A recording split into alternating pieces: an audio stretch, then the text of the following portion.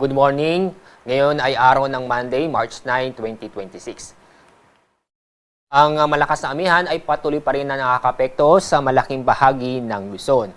At inyong papansin, yung mga kumpulan na kulapan ay dulot ng low pressure area. Yung low pressure area, inyong makikita nasa labas ng ating Philippine Area of Responsibility. At base sa ating mga data, mababa ang tsansa na ito'y pumasok sa ating Philippine Area of Responsibility. Kasalukuyan, ang layo ng low pressure area ay nasa 1,470 kilometers silangan ng Mindanao. At inyong papansin, malayong low pressure area pero may mga kaulapan na umaabot sa ating bansa, lalong-lalo na sa Visayas sa Mindanao. Ay dahil sa trough ng low pressure area o yung extension area ng low pressure area. Itong northeast monsoon ay inaasahan natin na magpapatuloy ang epekto nito sa susunod na 2 hanggang 3 araw at maaaring maapektuhan ang Luzon kasama na rin ang Visayas. Samantala, itong trough ng low pressure area ay patuloy ding makakapekto sa ating bansa, lalo-lalo na sa Mindanao sa susunod na 2 hanggang 3 araw. At sa ating lagay na panahon ngayong araw, maulap na kalangitan at may mga pag-ulan. Kadalasan may hina hanggang sa katamtamang pag-ulan sa Cagayan Valley, Aurora, Quezon at kasama na rin ang Bicol Region. Samantala, itong lalabing bahagi ng Luzon kasama ang Metro Manila ay magiging maganda at maliwalas ang panahon. Kung saan ay bahagyang maulap hanggang sa maulap ang kalangitan maliban sa mga isolated na may hinang pag-ulan. Ang agwat ng temperatura sa Metro Manila ay 21 hanggang 30 degrees Celsius. At sa Baguio, aabot ng 15 hanggang 22 degrees Celsius.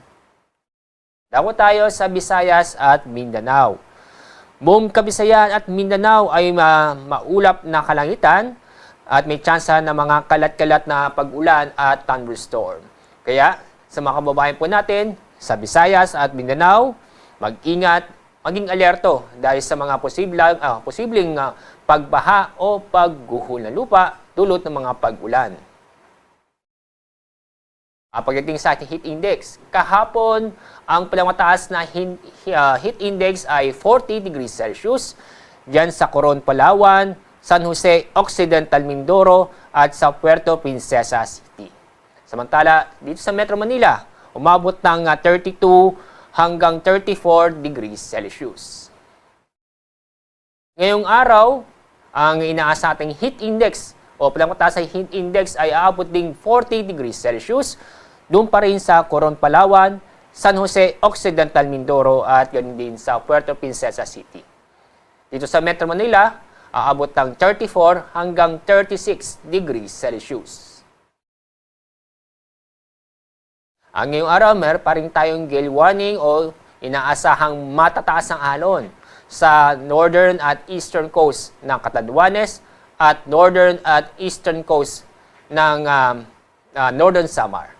At sa mga nabanggit na lugar ay inaasahan po natin ang taas ng alon ay aabot ng halos 5 metro.